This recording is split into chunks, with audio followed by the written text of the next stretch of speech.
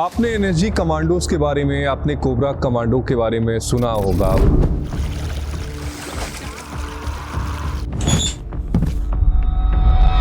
हम देखते हैं फिल्मों में कि जो कमांडोज होते हैं वो एक साथ कई लोगों को मार देते हैं, बड़े सुपर ह्यूमन टाइप होते हैं। रियल लाइफ और रियल लाइफ में फ़र्क की बात करूँ, आप उस गेटअप में नहीं है कि आप एनएसजी कमांडो या फिर कोबरा कमांडो रह चुके हैं। जितनी मैंने ट्रेनिंग्स करी है, कहीं ना कहीं एक मोमेंट तो ऐसा आता था यार मैं क्या कर रहा हूँ, क्यों कर रहा हूँ। एनएसजी की ट्रेनिंग और कोबरा ट्रेनिंग, इन दोनों में फर्क क्या है? एकदम अपोजिट है। Physical is a one part, वो जरूरी है, बट जो मुझे सबसे ज़्यादा इंपॉर्टेंट है वो है मेंटल, आपका रेजिलियंस बिल्डअप करना। रक्षा बजट बढ़ाने का मायने क्या है ऑपरेशन सिंदूर के बाद? थोड़ा अपना IQ है, उसका दिमाग का थोड़ा उसका इस्तेमाल करना।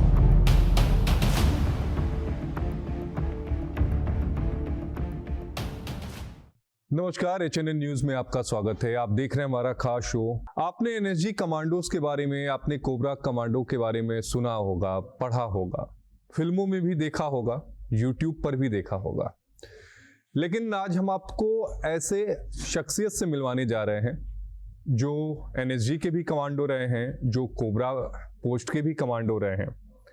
हमारे साथ जो शख्सियत है वो किसी पहचान के मोहताज नहीं है। हमारे साथ राज शौरौन जी हैं। राज जी, बहुत स्वागत है आपका HNN न्यूज में। Thank you Ashish ji, thank you very much. Raj ji, इतना खूबसूरत नाम है, हमारी एज और आपकी एज लगभग बराबर ही होगी, आसपास ही होगी। 90 के दशक में राज का मतलब एक प्रेम का प्रतीक माना जाता था। आप कहाँ ये बंदूक, गोला, बारूद में चले गए? माशाल्लाह, आप इतने खूबसूरत, इतने हैंडसम दिखते हैं, कहाँ गोलियों में चले गए थे आप? First of all thank you for the compliment, but जब ऑपरेशन में जाते थे वहाँ शक्ल अलग ही बनी रहती है। वहाँ कोई खूबसूरत कुछ नहीं था, वहाँ सब एक ही रंग में ढले होते हैं सारे। तो वहाँ ये जो खूबसूरती आपको दिख रही है सिर्फ यहाँ दिख रही है। जब उस वेश में रहते थे तो वहाँ तो सब खूंखार ही लगते थे। तो ये है। नहीं, लेकिन मतलब जिस तरह से आपकी मुस्कुराहट है और जिस तरीके से आप बात करते हैं, मतलब कोई देखकर कहेगा नहीं।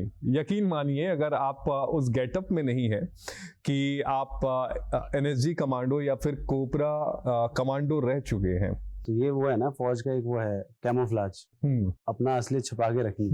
तो दिस इज माय कैमोफ्लाज। अब जरा एक दर्शकों को रियल लाइफ और रियल लाइफ के बीच में फर्क समझना होगा और उसे आप ही समझा सकते हैं। हम देखते हैं फिल्मों में कि जो कमांडोज होते हैं वो एक साथ कई लोगों को मार देते हैं, बड़े सुपर ह्यूमन टाइप होते हैं। ट्रेनिंग भी दिखाई जाती है। अब जरा ये बताइए कि एनएसजी कमांडो की ट्रेनिंग, कोबरा कमांडो की ट्रेनिंग, क्या इनमें कोई फर्क है? और रियल लाइफ के बीच में फर्क क्या है? रियल लाइफ और रियल लाइफ में फ़र्क की बात करूँ, मैं यहाँ से शुरू करता हूँ। तो एकदम अपोजिट है। रियल लाइफ में आपको सिर्फ ग्लैमर और वो चकाचौंध दिख रही है, राइट, थोड़ा सा हार्डशिप दिखा दिया। बट एक्चुअली एक जो असलियत में जब वो एक जो मैं कहूँगा कोई भी एक शख्स जो इस ट्रेनिंग के अंडरगोन जाता है, जो वो वर्दी पहनता है, तो उसके पीछे बहुत सारी हार्डशिप, बहुत सारे ऐसे मोमेंट्स होते हैं गिव अप करने वाले, नहीं भाई मेरे से नहीं होगा। आपको लगा कि मतलब हो गया यार, चलो घर चला जाए? नहीं, ऐसा कभी लगा? बहुत बार। हाँ भाई देखिए, ऐसा तो है नहीं कि मैं कोई सुपर ह्यूमन बीइंग हूँ। I am just a normal human being, मैं आपकी तरह मैं भी हूँ। तो जितनी मैंने ट्रेनिंग्स करी है, कहीं ना कहीं एक मोमेंट तो ऐसा आता था यार मैं क्या कर रहा हूँ, क्यों कर रहा हूँ। रोज ये करना, वजन लेके ऑपरेशन में जाना, मतलब एक मोमेंट आता है ना कि बंदे को लगता है यार कि क्यों कर रहा है। बट वो फिर आपको समझाना पड़ता है कि भाई तूने खुद ही तो वॉलंटियर किया है, तुझे इसने थोड़ी बोला है कि आपको जाना है इधर। तो फिर आपको समझाना पड़ता है। बट हाँ, एक मोमेंट्स आता है, हाईज लो चलता रहता है।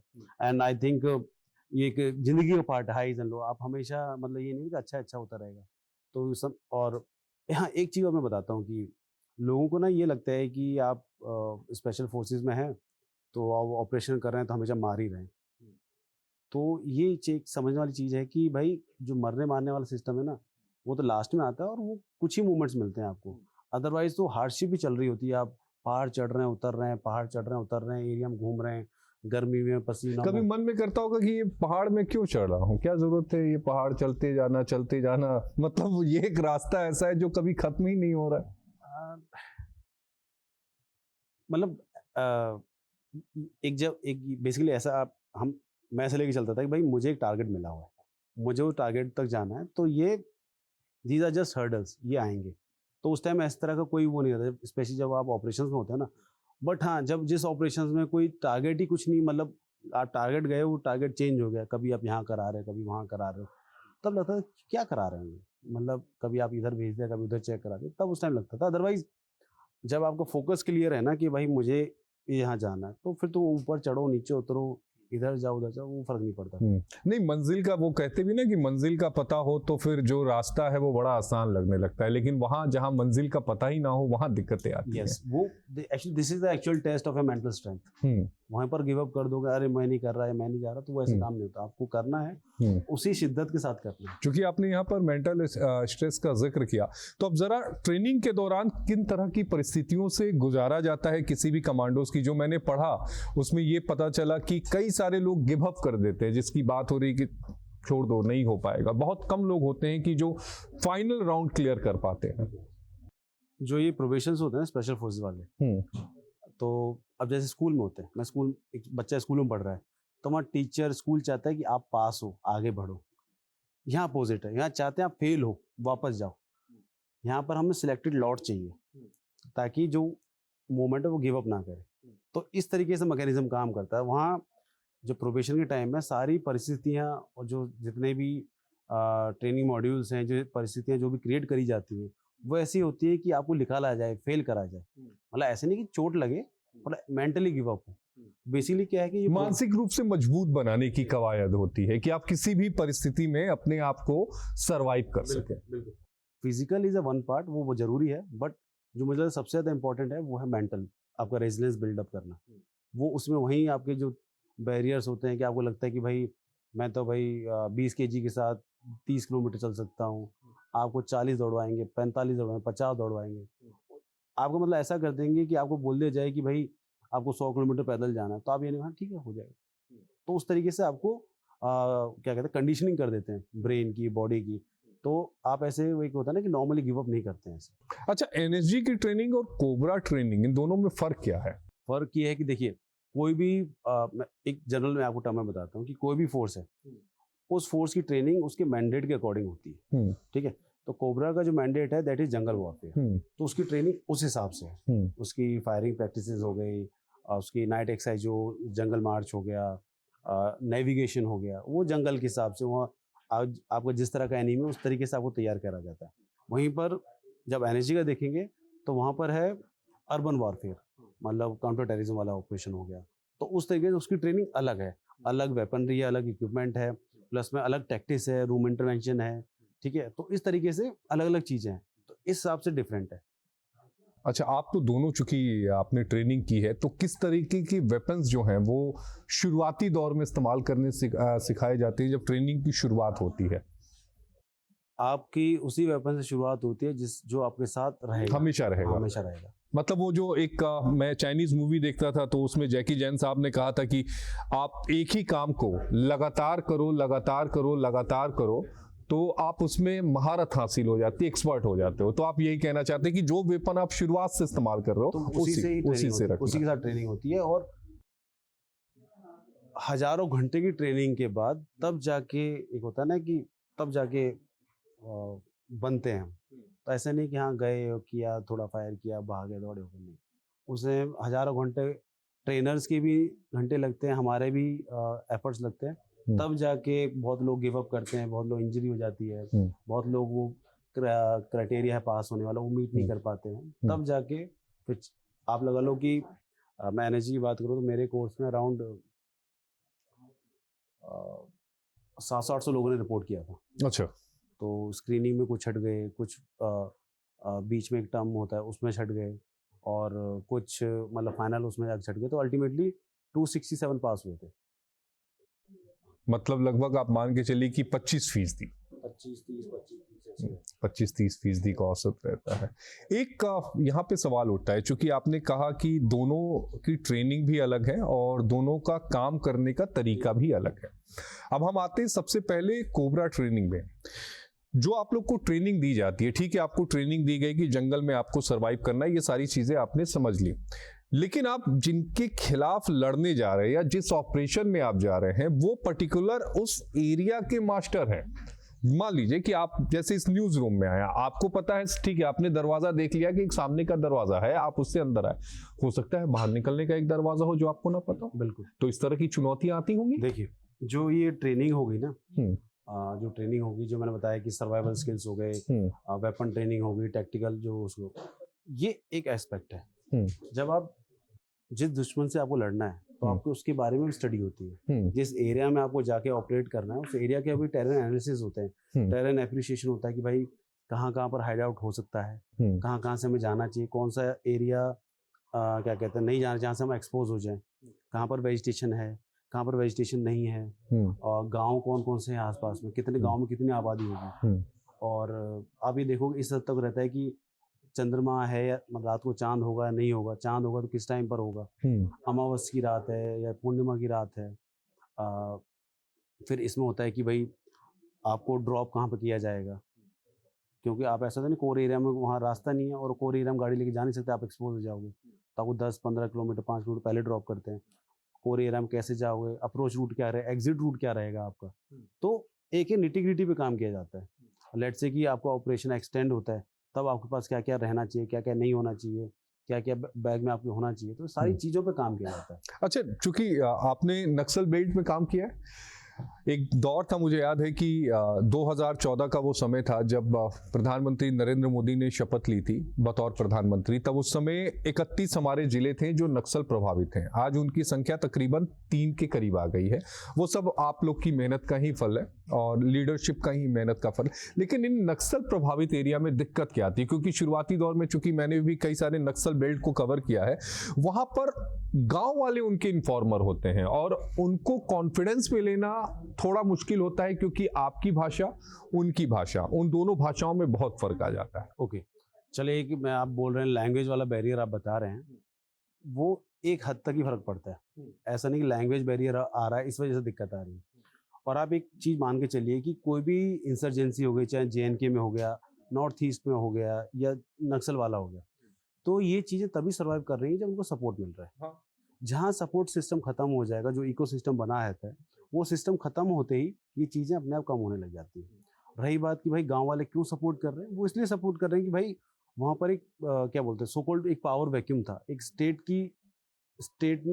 का वॉइड बना हुआ था, वहाँ स्टेट था ही नहीं।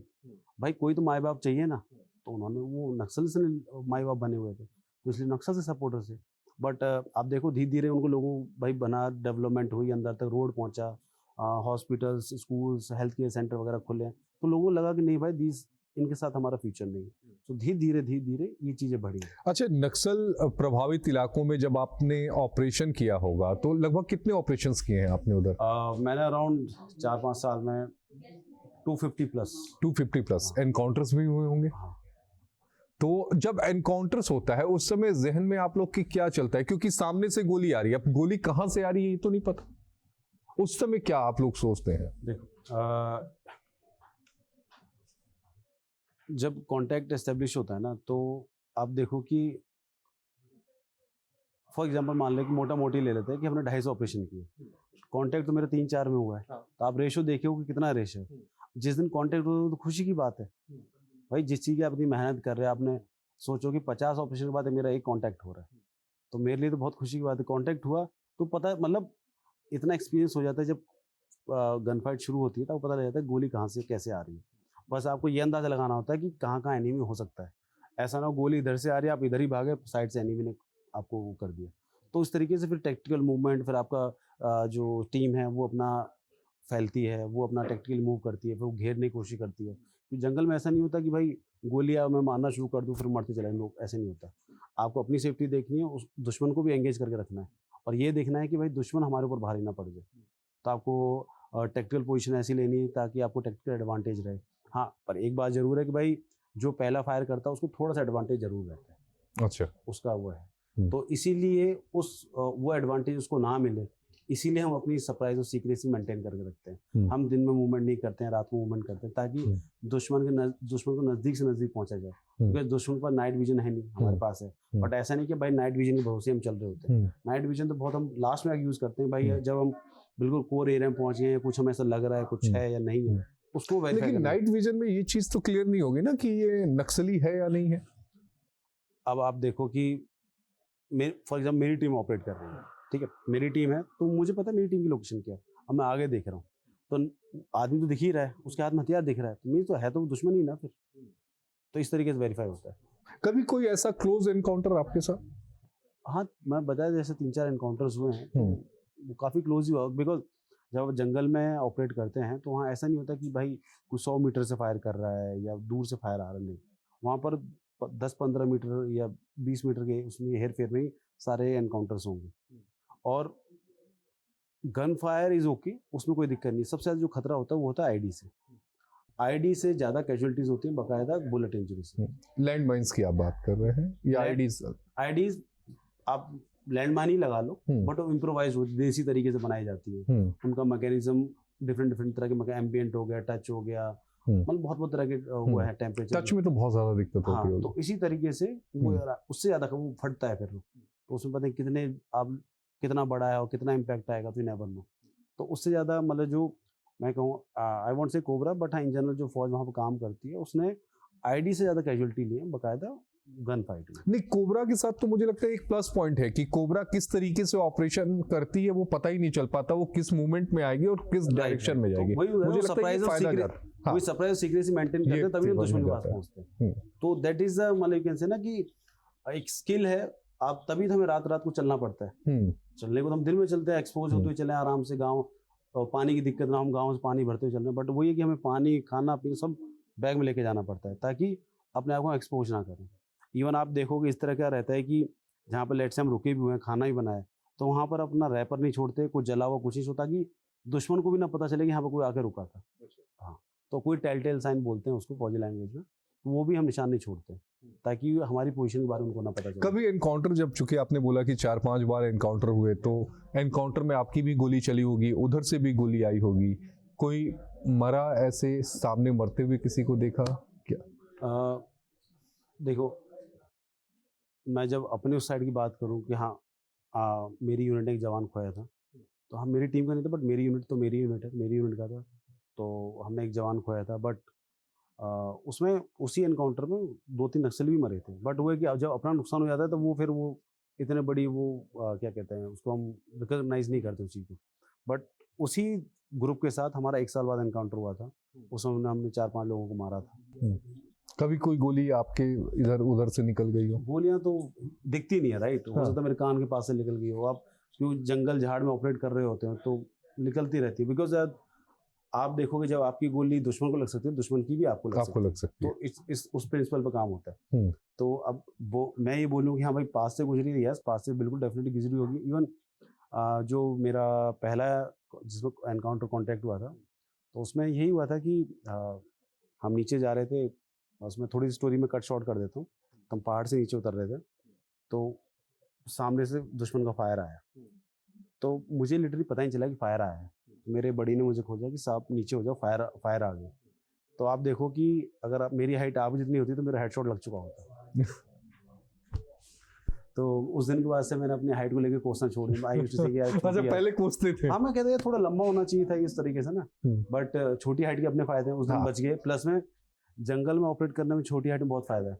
झाड़ियों से निकलना है तो आपको कम झुकना पड़ता है। आप जैसा कोई लंबा आदमी है तो भाई उसकी तो कमर में दर्द हो जाता है। आई मतलब मेरे खुद के साथ के ऑफिसर थे, सीनियर थे, जूनियर थे, जो 6-6 फीट हाइट आपकी जैसी हाइट थी, तो उनको कमर बैक बड़ी प्रॉब्लम, बिकॉज अब बैटल लोड तो बराबर ही रहता है, आपको ज्यादा झुकना पड़ रहा है, मैं बस थोड़ा जैसे करके निकल गया, तो वो दिक्कत है। अच्छा, अब आप इन नक्सल प्रभावित एरिया को पिछले अगर हम 10-12 साल की बात करें, न्यू रिजीम आने की बात करें या फिर एनडीए की सरकार आने, कितना आप साफ देख रहे हो, नक्सल मुक्त देख रहे हो? बल्कि देखिए ऐसा है कि मैं ये नहीं कहता कि फौज ज़्यादा कैपेबल हो गई अभी। फौज पहले भी कैपेबल थी, वही ट्रेनिंग थी, उसी अच्छे तरीके से काम कर रहे थे। पॉइंट कहता है कि it's all about will of the government. Government ने चाहा कि हाँ भाई करना है तो चीज़ें होंगी। आप देखो ना कि भाई हम वहाँ ऑपरेट कर रहे हैं पर हमारे पास ढंग का इनपुट ही नहीं आ रहा, तो हम इट्स लाइक कि हम तो वहाँ ये बोलते हैं ना कि झाड़ में सुई ढूंढने वाला काम है। किसी दिन सुई खुद से मिल गई तो बात अलग है, ये तो आप घूम रहे हैं, ऑपरेट कर रहे हैं। अब आप देखो पिछले 1 साल में इतनी किलिंग्स हुए हैं, जितने पिछले 10 साल में क्लियर 10 साल में नहीं हुए थे। प्रेडिक्टेड। तो दैट इज एक विल है गवर्नमेंट की मैंडेट का। मतलब कुल मिलाकर कहें कि ये पहले भी खत्म हो सकता था, अगर वो विल पावर होती तो ये पहले भी खत्म हो सकता था। पहले भी इसको काउंटर किया जा सकता है। अच्छा, आपने कभी जम्मू कश्मीर में भी ऑपरेशंस किए? मतलब वैसे नहीं। हाँ। अच्छा, उन परिस्थितियों में क्या डिफरेंस क्या है अगर हम बात करें छत्तीसगढ़ उधर की परिस्थितियों में और जम्मू कश्मीर में? ठीक है, देखिए यहाँ पर वो टेररिज्म है, ये इंसर्जेंसी टाइप से हो गया। ठीक है, ये आइडियोलॉजी से हैं कि भाई माओइस्ट लैंड, ठीक है, वो एक हाँ। वो फर्क हो गया। और दूसरा क्या है कि वहाँ पर क्या है, वो एक दो दो तीन लोग ऐसे करके आते हैं, 4 हो गए, उस तरीके से लोग आते हैं। यहाँ पर क्या है, तो ग्रुप होता है, 15 लोग हैं, 20 लोग हैं। यहाँ पर तो नक्सल्स की बटालियंस भी थी, बटालियन की प्रॉपर 400-500 लोग हैं उसके अंदर। तो उनका काम करने का तरीका, ऑपरेट करने का तरीका बिल्कुल अलग था कश्मीर वालों से। तो इस तरीके से वो अलग है, वहाँ का फिर टेरेन अलग है, यहाँ का टेरेन अलग है। और यहाँ पर जो लोकल और नक्सली के बीच में सिनर्जी थी वो अलग थी, वहाँ की अलग थी। वहाँ का जो वो है, क्या कहते हैं, जो टेररिस्ट है, उसको पता मुझे मरना है, वो मरने आया है। यहाँ पे नहीं, यहाँ पे वो चाहेगा मुझे बचना ही बचना है, मुझे नहीं मरना है। उसको लग रहा है ना कि भाई मैं फौज का नुकसान कर सकता हूँ, हमारा नुकसान कर सकता है, पर मैं भी मर सकता हूँ। वो नहीं लड़ेगा। वो वहाँ पर क्या है, एक मार दूंगा पर मैं मर जाऊँ, कोई दिक्कत नहीं। तो ये भी बहुत बड़ा एक मेजर डिफरेंस है। वहाँ वो मरने आ रहा है, पर यहाँ उसको जीना मतलब कुल मिलाकर कहें कि ये जो कश्मीर में है ये आत्मघाती दस्ते हैं कि ठीक है, हम जितना ज्यादा हो सके हम मार दें, हमें तो मरना ही है। लेकिन वहां पर यह है कि ठीक है, हम नुकसान पहुंचा के खुद को बचा के वहां से निकल लें।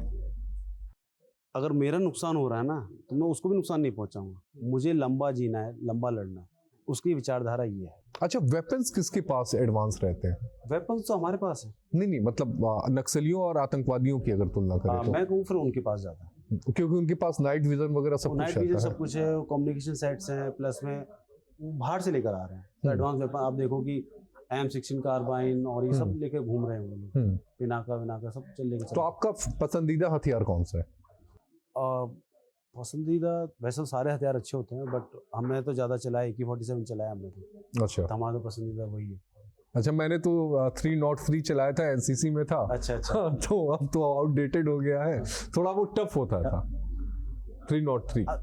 देखो 303 की अलग यूटिलिटी है। मैं बोलूँ भाई 303 से आप नक्सल ऑपरेशन चले जाओ तो वो कामयाब नहीं हो पाएगा। वहाँ तो असॉल्ट वेपन चाहिए जो ऑटोमेटिक फायर करे। वहाँ तो फायर। तो फिर हम LMG लेके क्यों नहीं जाते? अगर LMG जाती है ना? LMG जाती है। मैं बता रहा हूँ कि LMG भी है, स्नाइपर्स भी है, मोटार भी जाता है, CGRL भी जाता है। तो वेपन तो पूरी जाती है। अच्छा, हाँ। लेकिन LMG जिस हिसाब से हम फिल्मों में देखते हैं, जो एक रैम्बो वाली फिल्म आपने देखी होगी, वो जो लास्ट में वो मशीन गन होती है। अच्छा, वो MMG बोलते हैं जिसको। हाँ, MMG।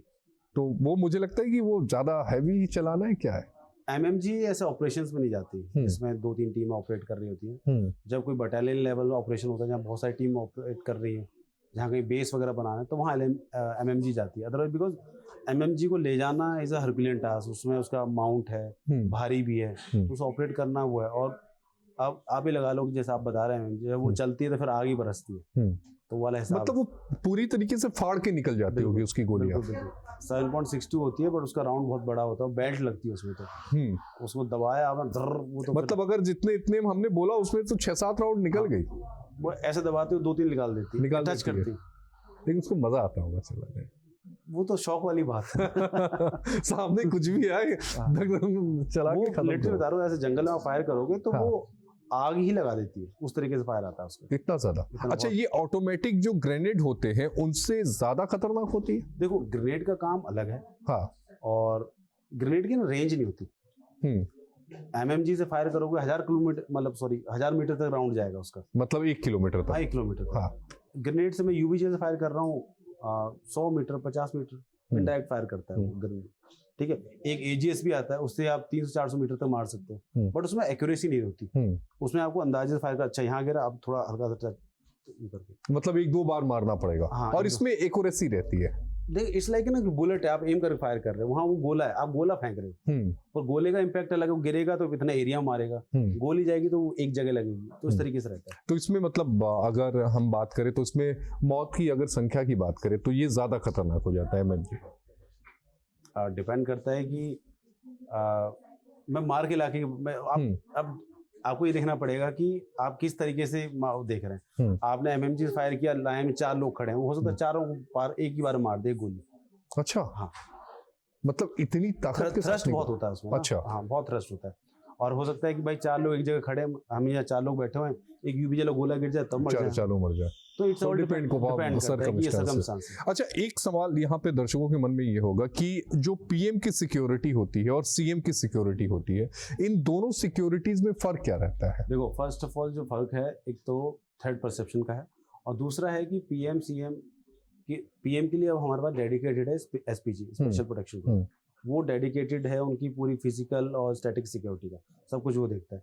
और अपने जो सीएम्स हो गए उनके लिए किसी के पास सीआरपीएफ है, किसी के पास एनएसजी है, किसी के पास स्टेट पुलिस ही है, तो उनका फिर उस तरीके से तो सबका अपना अपना क्लासिफिकेशन बना हुआ है। अच्छा, ये एनएसजी के जो कमांडर्स होते हैं वो काला चश्मा क्यों लगाए रहते हैं? ऐसा आप एनएसजी का नहीं देखेंगे, आप इवन एसपीजी का भी देखिए, एसपीजी में भी काला चश्मा देखिए, ताकि आंखों की मूवमेंट कवर ना हो कि आप किस तरफ देख रहे हैं। आप ये भी कह सकते हैं, पर दूसरा आप देखिए, जब वो दिन में चल रहे होते हैं तो सनलाइट होती है, तो सनलाइट में उनकी नजर को मतलब वो ढंग से देख पाए, तो मेन रीजन ये रहता है।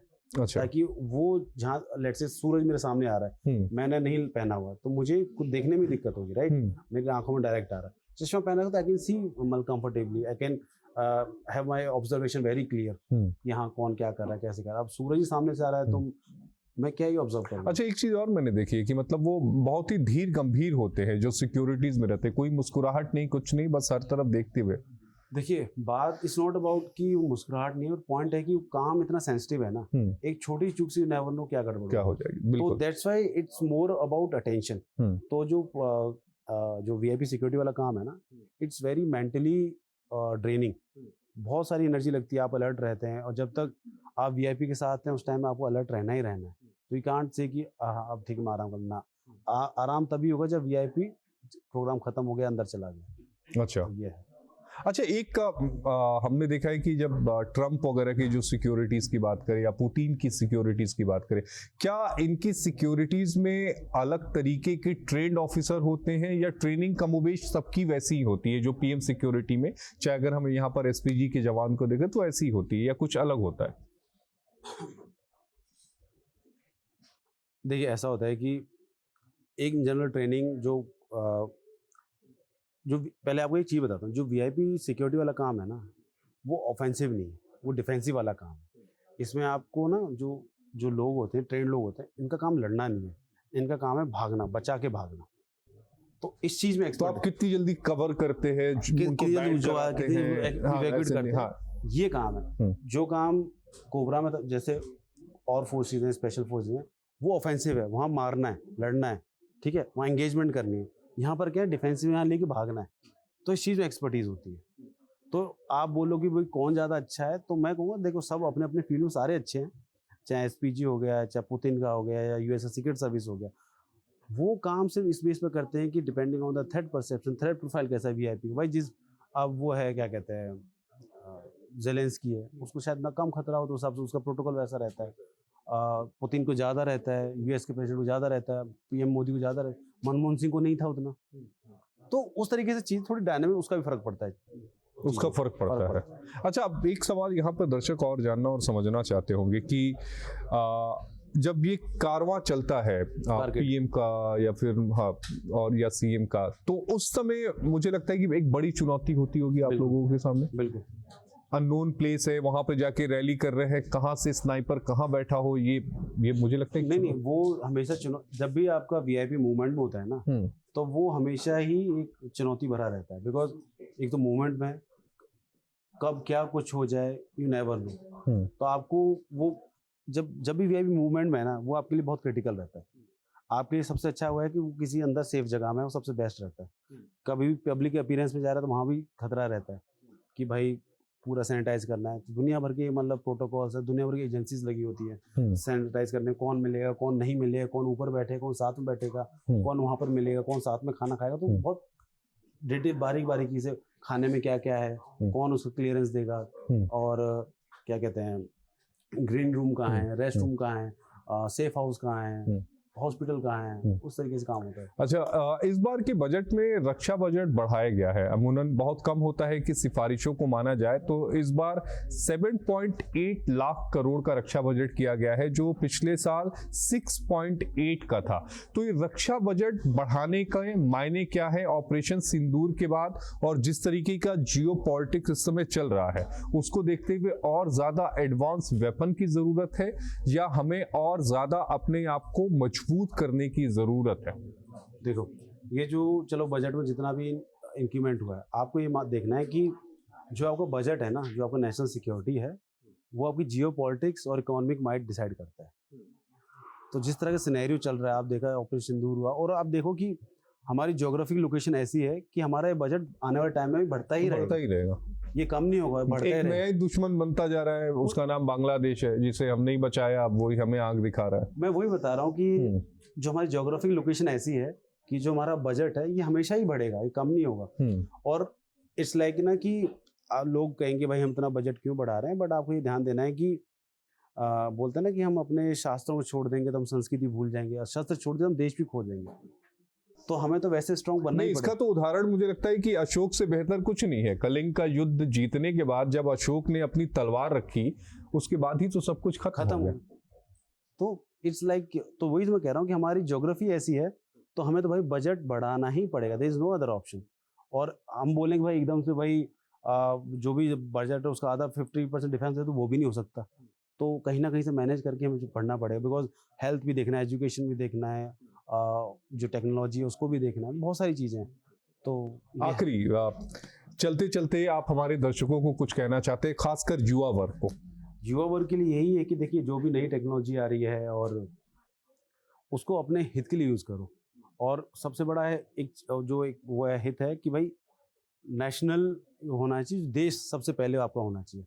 ऐसा कोई काम ना करें, ऐसे किसी बहकावे में ना आए, सोशल मीडिया के उसमें इन्फ्लुएंस में अपने दिमाग का यूज़ करें, रीजनिंग यूज़ करें कि भाई मैंने कुछ कहा, आप उसको भी रीज़न करो कि हाँ ये सही बोल रहा है गलत बोल रहा है। ये नहीं कि किसी इन्फ्लुएंसर ने आपको कुछ कह दिया आप उसकी और भीड़ चाल में चले आए। और थोड़ा अपना IQ है, उसका दिमाग है, थोड़ा उसका इस्तेमाल करें। सोशल मीडिया के से जो सेंसिटाइजेशन चल रहा है उसमें ना आ जाए। सोशल मीडिया की बात की राज जी ने, यानी रील पे नहीं रियल बनने पर फोकस करें। बिल्कुल। बहुत शुक्रिया राज जी, आपने अपना कीमती समय HNN को दिया। हम फिर अगले हफ्ते रूबरू होंगे किसी नए मेहमान के साथ। मुझे दीजिए इजाजत, नमस्कार।